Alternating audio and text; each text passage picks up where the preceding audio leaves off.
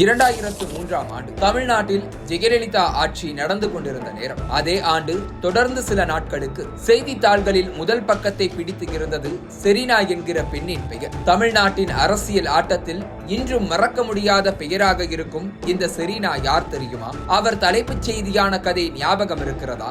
மதுரையைச் சேர்ந்த ஒரு சாதாரண குடும்பத்தில் பிறந்தவர் செரீனா. அவரது தாயின் பெயர் ரமீஜா.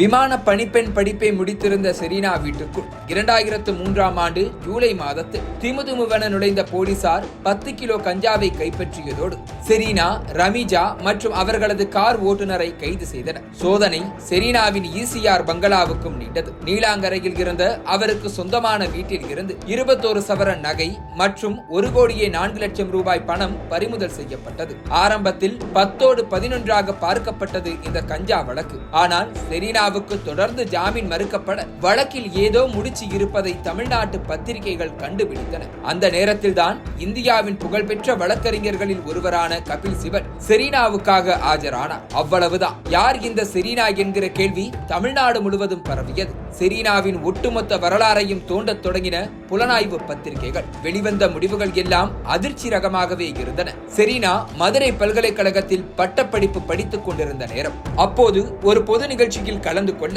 ஜெயலலிதாவின் உயிர் தோழி சசிகலாவின் கணவர் நடராஜன் சென்றிருந்தார். நிகழ்ச்சியில் நடராஜனும் செரீனாவும் சந்தித்துக் கொள்ள அது நட்பாக மாறுகிறது. நாளடைவில் இந்த நட்பு அடுத்த கட்டத்தை நோக்கி நகர்வதாக நடராஜனின் நெருங்கிய வட்டாரம் மூலம் சசிகலாவின் காதுகளுக்கு செய்திகள் செல்கிறது. அதுவரை அமைதி காத்த சசிகலா இதற்கு மேல் ஒன்றும் செய்யாமல் விட்டால் தன் கைமீறி அனைத்துமே சென்றுவிடும் என்பதை உணர்ந்து அக்கா ஜெயலலிதாவிடம் சரணடைந்துள்ளார். ஜெயலலிதா மற்றும் சசிகலாவின் இந்த கோபம்தான் செரீனா மீதான கஞ்சா வழக்காக மாறி அவரை நீதிமன்றத்திற்கும் சிறைவாசலுக்கும் இழுத்தடித்திருக்கிறது. இது எல்லாம் செரீனா சம்பவம் உச்சத்தில் இருந்த நேரத்தில் புலனாய்வு பத்திரிகைகள் வெளியிட்ட தகவல்கள். சிறையில் இருந்து வீடு திரும்ப முடியாமல் தவித்த செரீனாவை ஒரு வழியாக 2006ஆம் ஆண்டு வழக்கில் இருந்து விடுவித்தது நீதிமன்றம். காவல்துறை பறிமுதல் செய்த பணம் மற்றும் நகைகளை வருமான வரித்துறை மூலம் திரும்ப பெற்ற செரீனா அதன் பிறகு எங்கு சென்றார் என்றே தெரியவில்லை. தனிப்பட்ட வெறுப்பின் காரணமாக ஒரு அப்பாவி பெண்ணின் வாழ்க்கையே அழித்து விட்டதாக ஜெயலலிதா மற்றும் சசிகலா மீது